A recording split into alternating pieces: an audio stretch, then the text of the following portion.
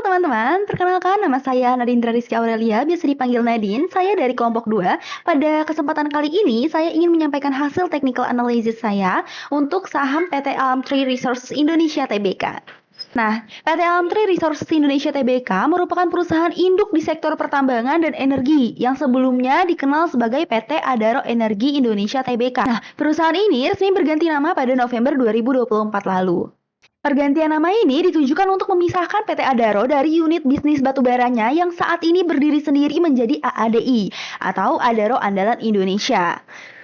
Jadi dari sisi valuasi PT Alam Tree Resources Indonesia Tbk memiliki ROE atau Return of Equity sebesar 11,9% yang mencerminkan bahwa modal pemegang saham saat ini gitu ya masih dapat dikelola secara efektif nih teman-teman. Jadi modalnya itu benar-benar dipakai untuk menghasilkan laba lagi. Posisi kas yang besar sebesar 27,48 triliun rupiah yang melampaui total utangnya yaitu 12,19 triliun rupiah. Jadi kas Alam Tree ini lebih besar daripada posisi utangnya gitu ya teman-teman, sehingga perusahaan saat ini masih dalam kondisi yang memiliki risiko keuangan relatif rendah. Saat ini ADRO atau Alam Tree masih memiliki ruang yang cukup luas untuk mempertahankan kebijakan dividen dan membiayai diversifikasi bisnis tanpa meningkatkan risiko leverage secara signifikan. Selanjutnya kita langsung masuk ke bagian analisis teknikal. Pada time frame 15 menit dalam periode 1 minggu, pergerakan saham ADRO mencerminkan arah downtrend jangka panjang yang cukup jelas. Garis SMA 9 dan SMA 18 cenderung bergerak di atas dan melintasi harga ADRO. Momentum kenaikan masih lemah dan tekanan jual masih dominan. Beberapa sinyal golden cross pada SMA tidak diikuti oleh kenaikan harga sehingga termasuk ke dalam false signal. Sedangkan sinyal dead cross yang muncul lebih sering dikonfirmasi oleh pelemahan harga sehingga lebih relevan dalam mengonfirmasi kelanjutan trend bearish. Selanjutnya kita masuk ke dalam analisis 1 bulan. Pada time frame 4 jam dalam horizon 1 bulan, pergerakan harga saham ADRO menunjukkan fase konsolidasi dalam rentang sideways yang cenderung melemah. Perpotongan EMA 20 ke bawah dan EMA 50 di akhir pengamatan atau dead cross memperkuat indikasi pelemahan momentum jangka menengah. Meskipun pergerakan harga sebelumnya masih berada dalam range sideways, breakdown di sekitar area neckline mengonfirmasi bahwa kecenderungan pergerakan mulai bergeser dari konsolidasi menuju ke lanjutan tren bearish ringan. Selama harga belum mampu bergerak kembali di atas EMA dan menembus area resisten secara konsisten, pergerakan ADRO dalam jangka menengah masih terbatas dengan bias bearish dengan area support di sekitar Rp1.750. Selanjutnya kita masuk ke analisis teknikal untuk time frame harian dengan horizon 6 bulan. Pergerakan ADRO menunjukkan struktur tren menengah yang masih dominan bearish. Meskipun di dalamnya muncul beberapa fase uptrend jangka pendek, yaitu atau biasa dibilang short trend, downtrend yang terbentuk cenderung lebih panjang dan konsisten dibandingkan fase kenaikan, yang menandakan tekanan jual masih lebih kuat daripada dorongan beli. Posisi harga yang masih berada jauh di bawah SMA 200 mengonfirmasi bahwa tren jangka menengah hingga panjang belum pulih. Sementara SMA 50 yang lebih dekat dengan harga mencerminkan upaya pemulihan jangka pendek yang masih lemah. Di bagian akhir periode, jarak antara SMA 50 dan SMA 200 mulai menyempit yang mengindikasikan fase konsolidasi dan penurunan momentum tren. Kondisi ini membuka dua skenario ke depan. Skenario pertama, apabila harga gagal bertahan di atas SMA 50 dan kembali melemah, maka potensi kelanjutan tren bearish tetap dominan dengan support di area bawah sebagai target berikutnya. Yang kedua, peluang perubahan arah baru akan lebih meyakinkan apabila harga mampu bertahan di atas SMA 50 dan diikuti oleh bullish crossover yang valid yang saat ini masih belum terkonfirmasi. Selama konfirmasi tersebut belum terjadi, bias pergerakan ADRO ke depan masih cenderung sideways dengan arah pergerakan bearish. Selanjutnya kita masuk ke bagian technical analysis ADRO untuk 1 tahun. Kita menggunakan indikator dari Ichimoku Cloud. Nah, dari sisi Ichimoku, harga masih berada di bawah Kumo atau float dengan cloud yang cenderung menurun, yang mengonfirmasi bahwa tren utama belum berubah ke bullish. Lalu posisi Kijun Sen yang berada di atas harga menunjukkan bahwa level keseimbangan harga jangka menengah masih lebih tinggi dibandingkan harga saat ini. Artinya, tekanan turun masih lebih dominan dan tren utama belum berubah. Selanjutnya, Tenkan Sen yang bergerak dekat dengan harga dan beberapa kali berpotongan dengan Kijun Sen memang sempat memberi sinyal jangka pendek. Namun karena perpotongan tersebut terjadi di bawah area Ichimoku Cloud, sinyal kenaikan yang muncul masih lemah dan cenderung bersifat sementara. Hal ini menunjukkan bahwa pergerakan kenaikan tersebut hanya berupa koneksi teknikal, bukan pembalikan tren.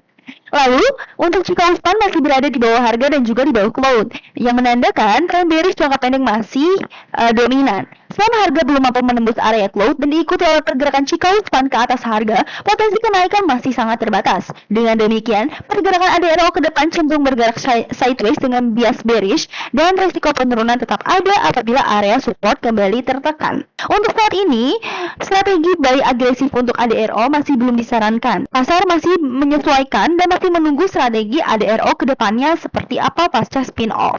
Maka strategi yang lebih cocok untuk ADRO saat ini adalah hold, wait and see. Halo, saya Jason Parves dan saya akan menjelaskan fundamental dan juga teknikal dari PT Petrosi. Pertama dari fundamentalnya, dari income statement-nya ini terus bertumbuh dari 2020 hingga 2025, tapi net income-nya ini hanya bertumbuh di 2020 hingga 2022. Setelah itu merosot turun karena bisa jadi mereka melakukan investasi karena PT Petrosi ini kan multidisiplin dan juga ada di pertambangan juga, jadi mereka investasi ke hal tertentu. Selanjutnya dari struktur modalnya, ini terus meningkat total asetnya, diikuti dengan liabilitasnya, tetapi debt to equity ratio-nya tetap terjaga dari 2020. Selanjutnya dari sisi profitabilitas, dari ROA-nya, 2020 hingga 2022 ini tinggi, terus meningkat, tapi dari 2023 ini menurun. Bisa jadi karena ada peningkatan investasi di aset, tapi tidak diikuti oleh net income yang setara. Begitu juga dengan ROE-nya, dari 2020 hingga 2022 ini cukup tinggi, tapi dari 2023 merosot. Dari chart 1 minggu, harga setelah menembus support, setelah membuat value area, beberapa kali balik ke support tapi menembus resistance. Ini artinya harga sangat kuat. Dari 1 bulan juga, setelah EMA memotong, lalu membuat support, membuat value area, beberapa kali memotong, tidak pernah ke support lagi. Ini menunjukkan harga sangat kuat. Dari chart 6 bulan juga, setelah harga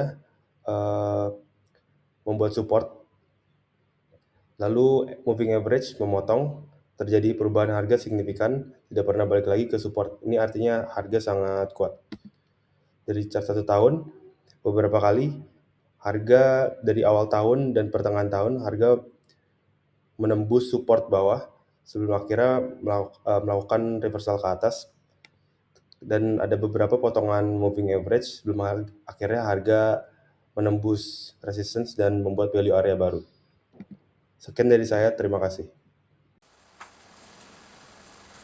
Halo, perkenalkan, nama saya Caroline. Saya akan menjelaskan hasil analisis saya pada saham PT Medco Energi Internasional Tbk, baik secara fundamental ataupun secara teknikal. PT Medco Energi Internasional Tbk merupakan perusahaan energi yang memiliki beberapa diversifikasi bisnis, baik secara di dalam minyak dan gas, ketenaga listrikan, serta pertambangan tembaga dan emas. Dan dari sisi fundamental, Medco itu menunjukkan kemampuan arus kas yang baik ya, dengan EBITDA sebesar 1,27 miliar US dollar dan EBITDA margins mencapai 52%. Perusahaan itu juga memiliki leverage yang cukup tinggi dengan debt to equity ratio sebesar 1,8 kali, tetapi kondisi likuiditas dari perusahaan Medco itu tetap sehat, tercermin dari current rasionya sebesar 1,37 kali. Dan dari sisi valuasi pasar, saham Medco juga masih tergolong murah. Secara sentimen, Medco tidak hanya dipengaruhi oleh harga minyak, tetapi juga semakin didukung oleh kenaikan harga emas dan tembaga melalui eksposur ke aman mineral. Aksi korporasi seperti buyback saham dan pembagian dividen juga memperkuat persepsi dari investor kepada Medco. Selanjutnya, analisis teknikal saham Medco saya lakukan dengan mengamati grafik candlestick dengan berbagai time frame mulai dari harian hingga bulanan, serta menggunakan indikator utama seperti moving average, RSI, dan MACD. Dan untuk forecast 1 minggu depan, dapat kita lihat nih pergerakan saham Medco itu masih berada dalam fase konsolidasi dengan bias bearish minor. Saham membentuk pola lower high dan lower low setelah koreksi dari kenaikannya di bulan Oktober lalu, yang artinya tekanan jual jangka pendek itu belum sepenuhnya mereda. Dan kalau dilihat juga harganya tuh bergerak di bawah MA20 dan MA50. Dan dari sisi momentum juga bisa dilihat dari RSI-nya itu masih ada di sekitar 50, yang artinya harga saham itu masih netral. Dan juga volumenya juga relatif sedang, sehingga belum menunjukkan konfirmasi kuat. Dan untuk strategi yang saya sarankan adalah wait and see, dengan peluang entry beli di dekat support di 1255 sampai 1265, dengan target take profitnya berada di area 1330 sampai 1350. Sementara stop loss-nya bisa di bawah 1245. Untuk forecast 1 bulan ke depan, ya, untuk melihat 1 bulan ke depan, saham Medco itu masih juga berada dalam fase konsolidasi. Secara teknikal, harga masih berada di bawah MA20 dan MA50 dengan kondisi dead cross. yang artinya tren jangka pendek masih lemah, dan pola pergerakan harga membentuk indikasi descending triangle yang secara teori itu merupakan pola bullish reversal. Indikator MACD juga masih berada di area negatif dan belum menunjukkan sinyal crossover bullish, yang berarti momentum beli belum kembali sepenuhnya selama support bertahan di 1260. Strategi paling rasional adalah untuk periode 1 bulan ke depan adalah buy on support secara selektif atau menunggu breakout valid di atas 1380 sebagai sinyal pembalikan tren yang lebih aman. Selama belum ada konfirmasi, pendekatan defensif tetap disarankan dengan akumulasi di zona 1215 sampai 1265, dan take profit pertama berada di 1380, sementara take profit kedua bisa mengikuti potensi keberlanjutan tren menuju 1500 ataupun sampai 1600, dan stop loss disarankan berada di bawah 1215. Dan untuk forecast 6 bulan ke depan, struktur teknikal Medco menunjukkan prospek yang lebih konstruktif, meskipun tekanan jangka pendek masih terlihat. Secara keseluruhan, koreksi yang terjadi tergolong koreksi teknikal wajar dalam tren naik. Pada time frame menengah, pola koreksi membentuk descending wedge yang dilanjut dengan bullish reversal. Secara historis, pola tersebut sering diakhiri dengan breakout ke atas dan kelanjutan track naik. Area support krusial berada di kisaran 1215 sampai 1265 yang menjadi zona penentu dari keberlanjutan tren bullish jangka menengah. Dan untuk strateginya, karena tren Medco itu masih bullish jangka panjang meskipun sedang mengalami koreksi, strategi yang saya rekomendasikan adalah buy on weakness dengan akumulasi di zona 1215 sampai 1265.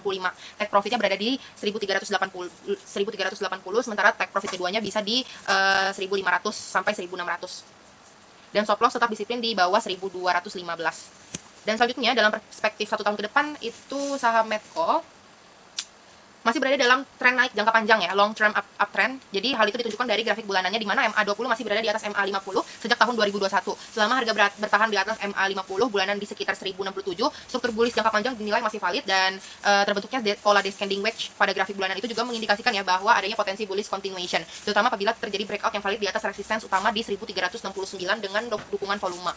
Dan untuk periode 1 tahun ke depan, Medco direkomendasikan sebagai saham akumulasi dan hold. Area beli yang saya sarankan adalah sekitar di 1150 sampai 1250 dengan targetnya di 1500 sampai 1800, dan saya sarankan stop loss-nya itu di bawah 1200 sampai 1100 untuk melindungi resiko. Secara keseluruhan, saham Medco berada dalam fase konsolidasi dengan tekanan jual jangka pendek, namun tren jangka panjang tetap terjaga pada horizon pendek.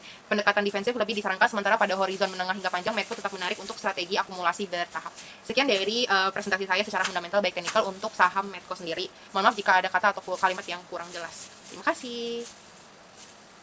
Selamat sore Bapak Eko, perkenalkan nama saya Kawita. Pada video ini saya akan menyampaikan analisis saham dari PT TBS Energi Utama Tbk atau yang disingkat TOBA, yang meliputi gambaran singkat perusahaan, analisis fundamental beserta prospeknya, serta analisis teknikal dari beberapa time frame. Baik, pertama masuk ke gambaran singkat perusahaan. Jadi, PT TBS Energi Utama Tbk atau yang disingkat TOBA merupakan perusahaan energi yang saat ini sedang berada dalam fase transformasi bisnis. Dari yang sebelumnya berfokus pada batu bara, perusahaan ini sekarang menuju sektor energi berkelanjutan seperti energi terbarukan, pengelolaan limbah, dan kendaraan listrik. Nah, kemudian selanjutnya lanjut ke analisis fundamental dari PT TOBA. Jadi, dari sisi analisis fundamental, secara valuasi, saham TOBA ini masih tergolong relatif undervalued. Rasio price to book value-nya ini berada di kisaran 1,4 hingga 1,5 kali, yang menunjukkan bahwa pasar ini masih menilai aset perusahaan secara wajar. Nah, selain itu, price to sales dari PT TOBA ini berada di bawah 1 kali, yang mengindikasikan bahwa valuasi pasar terhadap pendapatan perusahaan itu masih rendah. Nah, namun, rasio price to earnings-nya ini tidak relevan digunakan, karena perusahaan ini masih mencatatkan rugi bersih. Terus kemudian kalau dilihat dari sisi profitabilitas, kinerja TOBA ini masih berada dalam tekanan, karena ROE-nya ini tercatat sekitar minus 38,77%, yang menunjukkan bahwa perusahaan ini mengalami kerugian terhadap modal pemegang saham, gitu.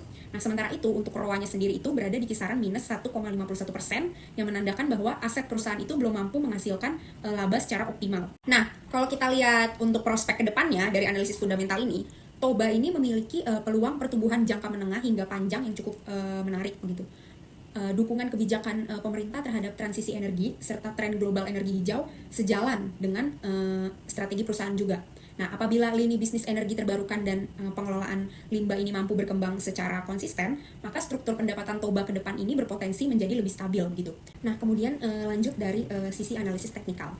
Nah, jadi dari sisi analisis teknikal ini pertama kita mulai pada time frame 1 minggu ya. Nah, jadi pada time frame 1 minggu, saham TOBA ini ditutup di harga 835 dan berada di bawah MA atau moving average 20 yang menandakan tekanan jangka pendek. Nah, namun harganya itu masih bertahan di atas MA50 di area 731 dengan RSI sekitar 42 atau kondisi netral. Nah, area support di sini berada di kisaran 730 hingga 750, sementara resistensinya itu berada di sekitar 1035. Nah, kemudian lanjut pada time frame yang kedua, yaitu 1 bulan. Nah, pada time frame 1 bulan dan 6 bulan ini sama ya, karena untuk jangka waktu 1 bulan dan 6 bulan ini sahamnya harganya sama. Jadi harga penutupannya itu berada di 775 dan masih berada di atas MA20 dan MA50 yang menunjukkan bahwa tren jangka menengah ini masih relatif kuat dan koreksi yang terjadi ini bersifat wajar. Nah, terakhir lanjut ke time frame 1 tahun. Nah, pada time frame 1 tahun, saham Toba ini masih berada dalam kondisi bearish karena harganya ini berada di bawah moving average utama. Jadi meski begitu, RSI-nya ini berada di area oversold, sehingga terdapat potensi pantulan teknikal dalam jangka pendek, walaupun tren utamanya ini belum sepenuhnya berbalik begitu. Terima kasih, sekian dari saya, selamat sore. Perkenalkan, saya Karen Henry dengan NIM 92956 dan saya akan menjelaskan latar belakang, fundamental, dan analisa teknikal pada PT Perusahaan Gas Negara Terbuka. Jadi PT PGN ini tuh berdiri sejak 1863 dan PGN ini menjadi pilar utama industri gas bumi di Indonesia. Setelah dinasionalisasikan pada 1965, PGN ini juga melantai di bursa dengan kode saham PGAS untuk membangun jaringan pipa transisi raksasa hingga lintas batas negara. Sebagai subholding gas Pertamina sejak 2018, kini PGN menguasai rantai nilai energi secara menyeluruh mulai dari produksi, transmisi, hingga distribusi ke sektor industri dan rumah tangga di seluruh pelosok Nusantara. Inovasi infrastruktur ini adalah komitmen nyata PGN dalam memperkuat baluran energi nasional dan mendorong pertumbuhan ekonomi di Indonesia yang berkelanjutan. Secara fundamental, PGAS ini tuh menunjukkan resiliensi dengan proyeksi laba bersih 2024 sebesar 339,4 juta dolar AS. Meski marginnya sempat tertekan, perbaikan return of equity dan rasio utang yang sehat menjadikannya perusahaan yang undervalue dengan potensi pendapatan 3,78 miliar dolar AS. Sentimen pasar saat ini tuh berfokus pada kejelasan regulasi HGBT dan progres infrastruktur di kawasan industri baru. Namun resiko sengketa pajak ini tetap harus dicermati oleh investor. Dan menetap pada masa depan, PGN ini tuh memegang peran vital dalam transmisi energi melalui integrasi pipa transmisi nasional seperti Cisem dan Dumai Seng Mangke dengan ekspansi bisnis LNG. Dengan dukungan pertumbuhan ekonomi nasional, PGN ini menjadi pemimpin pasar distributor gas bumi di Indonesia. Lalu ada analisis teknikal dari PT PGN ini yang sudah saya ringkas. Kita mulai dari yang 1 minggu. Melihat dari grafik yang 1 minggu terakhir, saham PGAS ini untuk menunjukkan potensi yang uptrend. Harga berhasil menembus area resisten dan bergerak stabil di atas garis SMA jangka pendek. Jika dorongan ini diberi kelanjutan, pola bullish ini akan semakin kuat. Meski ada potensi koreksi, tren saat ini tuh mengidentifikasi saham PGAS cenderung bergerak naik dalam sepekan ke depan. Lalu dalam sebulan ke depan, PGAS ini tuh diproyeksi uptrend karena harga konsisten bertahan di SMA 9. Terbentuknya pola higher high dan higher low serta posisi RSI di area netral memberikan ruang penguatan yang cukup luas. Pasca breakout resisten, momentum pembalikan arah semakin kuat. Rekomendasinya adalah buy dengan tetap waspada terhadap koreksi jangka panjang. Lanjut ke proyeksi 6 bulan, PGAS menunjukkan fase medium uptrend dengan harga yang stabil atas support dinamis moving average. Indikator RSI di level 50-60 mengkonfirmasi momentum bullish yang sehat tanpa risiko upbound. Meski struktur higher high-nya terjaga, waspada konsolidasi dan fluktuatif jangka panjang. Lalu yang terakhir ada proyeksi 1 tahun, PGAS mengkonfirmasi fase bullish jangka panjang. Harga konsisten ini tuh membentuk pola higher high yang di atas garis moving average disertakan lonjakan volume beli yang signifikan. Indikator SRI 14 di level 50 dan 60 menunjukkan ruang penguatan yang masih lebar tanpa risiko jenuh beli. Meski ada potensi koneksi yang wajar, struktur trend dan breakout resisten ini tuh memperkuat sinyal kenaikan berkelanjutan bagi investor jangka menengah hingga panjang. Saya Renata Tania dengan NIM 88126 akan menjelaskan mengenai PTBA atau PT Bukit Asam. Kondisi pasar batubara di tahun 2025 yaitu harga batubara secara globalnya itu lagi tertekan atau turun, diakibatkan oleh oversupply atau kondisi kelebihan pasokan dengan permintaan batubara menurun dari Cina dan India. Berdasarkan data per tahun 2025, data bersih PTBA, laba bersih PTBA menurun secara signifikan jika dibandingkan dengan periode yang sama di tahun sebelumnya, yaitu turun sebesar 59%, dengan EBITDA yang positif dan likuiditas naik secara tajam. Untuk analisa teknikalnya selama 1 minggu, menggunakan indikator Bollinger Band, terlihat bahwa terjadi penyempitan di area jangka waktu 1 minggu, artinya volatilitasnya rendah, pasar tidak lagi seimbang antara supply dan demand, dan dilihat dengan harga yang seringkali mendekati lower band, maka ada indikasi tekanan turun tetapi masih belum cukup kuat untuk memicu bearish yang tajam. Untuk RSI belum menyentuh batas bawah itu 30 dan belum bisa dikatakan oversold, tapi masih cenderung lemah. Diprediksikan harga sahamnya itu akan turun ke depannya. Direkomendasikan untuk tidak membeli di harga sekarang. Untuk keputusan jual, lebih baik dikip dulu dan jangan panic sell. Dan baru boleh cut loss sebaiknya di harga di bawah harga 2.250. Untuk 1 bulan, menggunakan indikator yang sama, pada awal periode harga sangat dekat dengan upper band, dan harga turun ke lower band, bisa dikatakan dalam 1 bulan terakhir, seller lebih dominan. Setiap ada pergerakan naik, langsung ditekan sehingga tidak bisa menembus si upper band. Dan area demand-nya masih berada di garis lower band. Untuk indikatornya, RSI sama, masih di bawah 50 dan belum di atas 30. Masih menunjukkan berada di fase distribusi dan pelemahan yang masih dibilang stabil. Belum ada tanda-tanda terjadi akumulasi besar dan tetap di keep dan jangan buying dulu. Untuk 6 bulan, dengan menggunakan indikator Bollinger Band yang sama, harga berada di bawah garis middle band dan lebih sering dekat dengan lower band, dengan bentuk band yang cenderung mendatar dan menyempit, artinya volatilitasnya rendah, dengan harga konsolidasi atau sideways, dan market lagi tenang sebelum bergerak secara signifikan. Selama harga masih di bawah middle band, maka bisa dikatakan bearish. Kemudian RSI belum oversold karena masih di atas 30, tapi lemah, dan juga potensi naiknya masih hanya sebatas pantulan atau rebound kecil, bukan reversal. Keep dulu dan jangan di entry.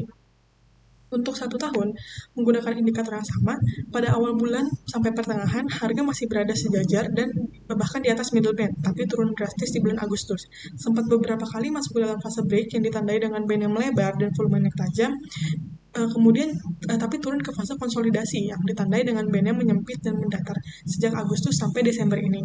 Kemudian diperkuat dengan RSI yang masih belum oversold, dan untuk prediksi selama 1 tahun ke depan dengan struktur harga lower high, lower low, PTBA sedang berada di fase bawah siklus, belum menunjukkan uptrend ataupun tanda-tanda akan terjadinya bearish. Jadi kesimpulannya, jangan membeli dulu, lebih baik tunggu sampai menembus atau di atas RSI 50 dan jangan buru-buru untuk sell.